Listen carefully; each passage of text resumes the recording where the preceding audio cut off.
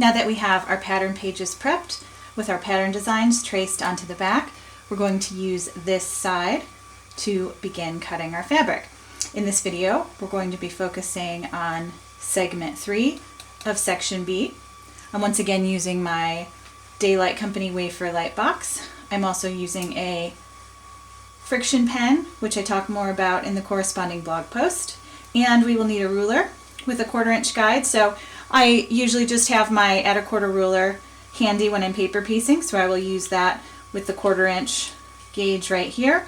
Or alternatively, you can use any quilter's ruler with 1/4 inch marks. When cutting a piece of fabric for FPP, you need your piece to be the exact shape of the segment plus a 1/4 inch on all sides. It's the same as thinking about the 1/4 inch seam allowance with any other quilt block. You can have your pieces larger than this, but you don't want them to be any smaller. And when you're going for precision with a fussy cut or directional print, sticking with that exact 1/4 inch is going to allow you to place a shape or a direction or a fussy cut exactly where you want it based on the 1/4 inch seam allowance. So again, working in segment number 3 here, I want to go ahead and get this eyeball centered. This is going to be split between the body. So I've gone ahead and adjusted my placement using my light box and looking at my lines behind the fabric here. So the first thing I'm going to do is take my friction pen and just make little tick marks in the corners of the exact finished shape of my segment. And these are just going to help me as a placement guide later when I'm laying this piece down. Now what I need to do is go ahead and draw the 1/4 inch seam allowance all the way around this shape. So you can use your quilter's ruler. You can see here I have my seam allowance on the pattern piece, so I can use that. And then on the top and bottom, I can take my ruler, use this 1/4 inch seam guide, go ahead and trace that here and also here. Now you really want to be precise since this is going to be helping our placement of this piece. Okay, so now I have my 1/4 inch drawn all the way around, and I'll be ready to use that to cut my fabric. So here you can see what it looks like with the light box off.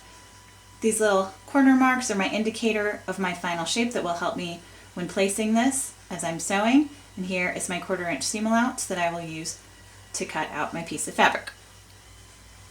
So here's my finished piece, all cut out, ready to go. So you can see how this is going to fit exactly into that shape. So when it comes time to place it, let's see, 1, 2, 3. So we'll be going from 2 to 3. So I can see my little 1/4 inch marks there. You'll see that when this folds down, it's going to be exactly where it needs to be. And you can already kind of get an idea here on how these lines that we traced are going to help us when it comes to placing these fabrics and getting them in the right place later. So I will then go ahead and cut every single piece of my project using this same method, because then what I can do is just take all of my pieces, put them in a pile with each section, and I can go ahead and just chain piece, making the whole process a lot more efficient. So even if I'm using a solid, say I'm cutting this segment right here, I can just go ahead and take a straight edge and line that up with my outer 1/4 inch seam allowance, and then go ahead and trace the remaining 1/4 inch. So aside from efficiency, what this helps with is waste, which is a huge common complaint about foundation paper piecing. Often people will cut a shape, especially large, just to make sure that they have it the right shape, and then they're not going to get that just tiny little bit amount, missing when they press it.